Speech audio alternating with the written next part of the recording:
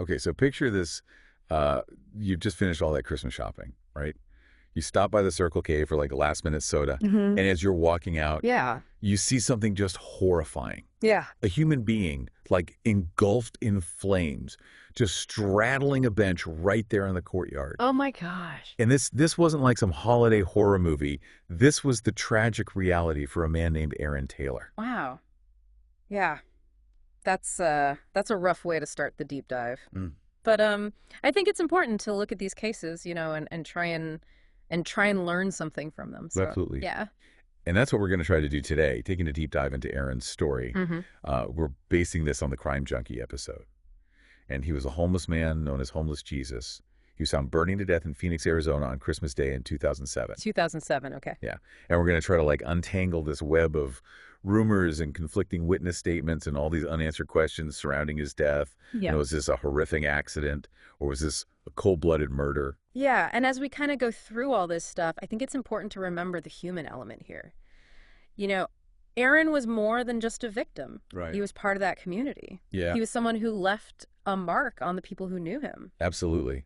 And that's something that really comes through in the podcast is that, even though he struggled with alcoholism, they painted a picture of him being kind of this gentle soul. Mm. He was friendly. He was known for his willingness to help out around the strip mall where this all happened. Mm-hmm. And he even got the nickname Homeless Jesus because he had long hair and a beard and he kind of had this like sense of peace about him. Huh. And so knowing all that makes it even more disturbing that he was the target of persistent harassment. Oh, wow. Yeah, there was a group of young men in the area Okay. who seemed to just take pleasure in tormenting him. Oh, man, that's awful. Yeah, it's tough to even hear some of the details. Yeah. Witnesses describe them doing things like duct taping him to a bench. They possibly even broke his ankle at one point. And even just pushing him around, pouring water on him. It's like you can't even imagine the kind of cruelty that would lead someone to treat another human being like that. Yeah. Especially somebody who's vulnerable, like, Especially someone as vulnerable as Aaron. yeah. Yeah. I mean, when you think about it, that vulnerability is really crucial to understanding the dynamics of this case. Mm-hmm. I mean, because Aaron's homelessness made him an easy target. Right. Somebody who maybe wouldn't be taken seriously by the authorities or have the same access to support and protection as others. Absolutely. Yeah. And so when we look at the investigation itself, you can see right from the start that the police were faced with a real challenge. Okay. There was a lack of reliable eyewitnesses Yeah. and just this overwhelming amount of hearsay and speculation. Oh, so almost like a game of telephone gone wrong. Exactly. Yeah. Yeah, like a game of telephone gone wrong where information just got distorted and exaggerated as it went from person to person. Right. And so it makes it really hard to separate fact from fiction. Yeah, for sure. Yeah. One of the key witnesses was a man named Robert. Okay. And initially, he told the police that he saw two of the young men, Nate and Charlie, at the scene, Mm-hmm. and that he even heard Charlie making threatening comments towards Aaron. But over time, his story starts to change. Oh, really? That's interesting. Yeah, and that's where things get really interesting and really frustrating from an investigative standpoint. Okay. Because later on, Robert adds a third young man to the scene, Max. Okay. And he even mentions seeing a red gas can, which he'd never mentioned before. So you're kind of left wondering, like, is he confused? Yes. Or is there something else going on? Yeah. Exactly. It really makes you question the reliability of his testimony. Was he genuinely confused? Or was there something else motivating him to change his story? Mm. And then we have another witness, Ramon. He eventually comes forward with a dramatic confession. He claims to have seen a fourth young man, Donnie, flicking lit matches at Aaron and accidentally setting him on fire. Wow. But even that confession comes with complications. Oh, of course. Right. Of course it does. Yeah. Like, how reliable is this guy? Well, he admits that he was afraid to come forward sooner because Donnie has threatened him. Oh, jeez. So right away, his motives are called into question. Is he telling the truth? Or is he just trying to minimize his own involvement? Yeah, exactly. It's like, how do you evaluate his statement Yeah. with all these potential biases? Yeah. And then to make things even more confusing, you've got all these rumors flying around about other possible suspects Oh. with these nicknames like Killerbanger and Psycho.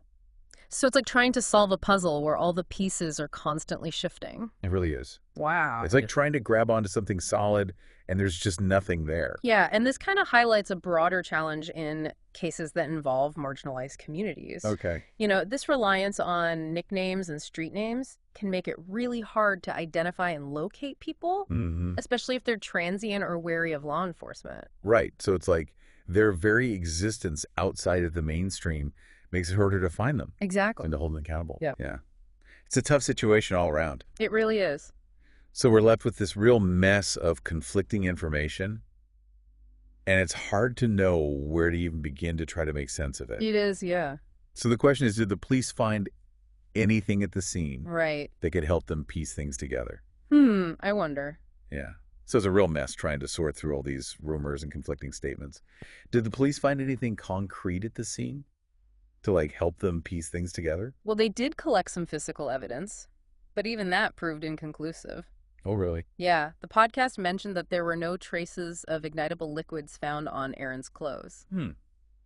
So does that mean that we can rule out the possibility that an accelerant was used? Well, not necessarily. Okay. Because ignitable liquids, they can evaporate pretty quickly, especially in a fire as intense as this one. So the absence of residue doesn't definitively prove or disprove their use. Gotcha. So it's still on the table. Right. What about other forensic evidence, like fingerprints or DNA? Did Right. they find anything like that? Well, they did find a few discarded matches near the scene, and those were submitted for DNA testing. Okay. But unfortunately, the results came back inconclusive. Ugh, another dead end. It seems like every time they get a lead, it just fizzles out. Yeah, it's definitely a frustrating situation Yeah. for the investigators, Right. and especially for Aaron's family. Of course. They're desperate for answers. Yeah, absolutely. Speaking of the family, the podcast mentioned that they hadn't been in close contact with Aaron for several years Right. because of his struggles. Yeah, and this adds another layer of complexity to the case because even though they were estranged, they still cared deeply for Aaron. Of course. And, to learn about his death in such a horrific manner Right. must have been just devastating. I can only imagine the pain and anguish that they went through. Yeah. Just the thought of losing someone like that. And then on top of that, not knowing exactly what happened. Right, and that lack of closure. I mean, it can be incredibly difficult for families in cases like this because they're left with so many unanswered questions, grappling with the what ifs and the whys. Absolutely. So did the police ever manage to, directly question any of the young men who were allegedly involved? They did try, Okay. but it was a challenge. Yeah, I bet. Yeah, because two of them, Nate and Max, immediately lawyered up Oh, typical. and refused to cooperate. And then Charlie just seemed to vanish into thin air. He reportedly headed to California and just disappeared from the investigation's radar. Wow. So what about Donnie? The one that Ramon claimed had accidentally started the fire with a flicked match. Right. Did they ever get to speak to him? Well, Donnie was actually arrested Yeah. on unrelated charges in Washington state. Oh, wow. And so this gave the Phoenix detectives an opportunity to fly out and interview him. Did he confess? Well, he denied any involvement in Aaron's death. Okay. He claimed that he had left the courtyard before the fire started Okay. and only learned about it later. But he also introduced yet another potential suspect. Oh, come on. This mysterious figure known only as Colorbanger. Are you kidding me? Another mysterious figure? This is getting ridiculous. Yeah, according to Donnie, it was Colorbanger who accidentally flicked the match that ignited the fire.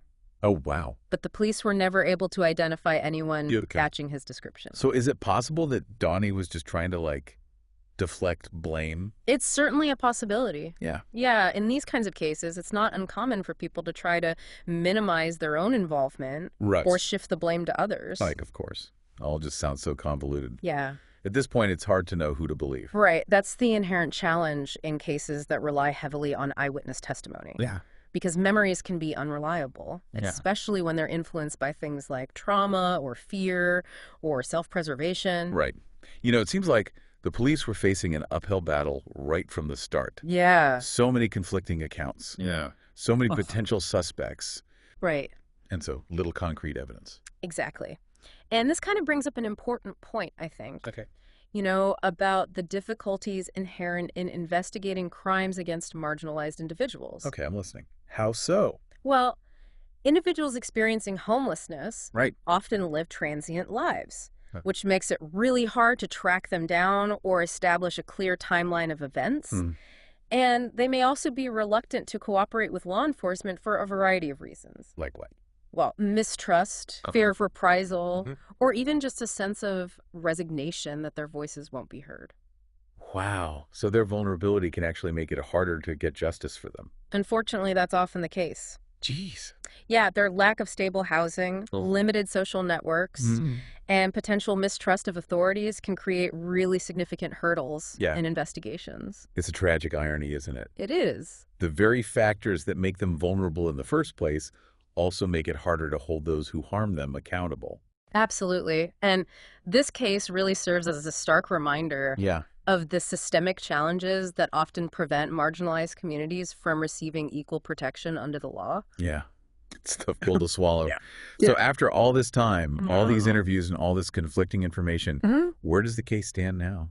Well, despite all the challenges, the investigation into Aaron Taylor's death remains open. Wow. It was eventually handed over to Detective Rostenberg, Okay. who is treating it as a cold case. That's got to be a glimmer of hope for Aaron's family. Right. You know, knowing that somebody is still actively looking into his case. Yeah, it really is incredible to think that after all these years, there's still a chance that Aaron's case could be solved. Yeah, it really speaks to the dedication of Detective Rostenberg, and just the importance of never giving up on these cold cases. Right. Sometimes all it takes is one new piece of information, one witness coming forward to break a case wide open. Yeah, so what is Detective Rostenberg doing differently? Like, what's his approach to solving this cold case? Well, he's basically starting from scratch. He's re-examining all the evidence, re-interviewing witnesses, and just looking for any inconsistencies or overlooked details. And, the passage of time can actually be an advantage in some ways. Really? How so? Well, sometimes witnesses feel more comfortable coming forward after some time has passed. Right. Maybe they were afraid to speak up before, or maybe they've had time to reflect on what they saw and are now ready to share their story. That makes sense.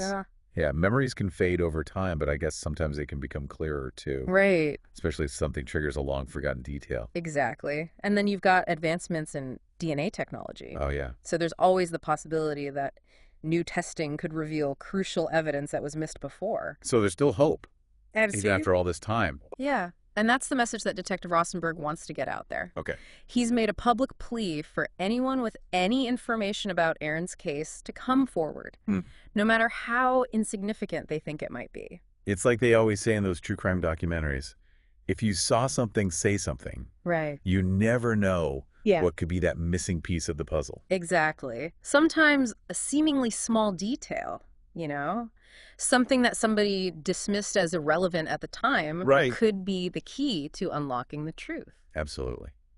So for anybody out there listening who might have any information about Aaron Taylor's case, even if it's just a rumor they heard years ago or a vague recollection of something they saw, don't hesitate to contact the Phoenix Police Department. You can find their contact information on the Crime Junkie website. Yeah, it's never too late to come forward. Right. Your information could be the key to finally bringing justice for Aaron and closure for his family. Aaron Taylor's story is just such a heartbreaking reminder that every life has value and that every victim deserves justice. And it's also a call to action for all of us to pay attention, to speak up when we see injustice, and to never forget the victims of these senseless crimes. It's also a reminder of the importance of empathy and compassion, especially for those who are most vulnerable in our society. Absolutely. Aaron's kindness and gentle nature, despite his own struggles, should serve as an inspiration to us all. Well said. Well, thanks for joining us on this deep dive into a case that, though tragic, has so much to teach us about human nature, complexities of justice, and the enduring power of hope.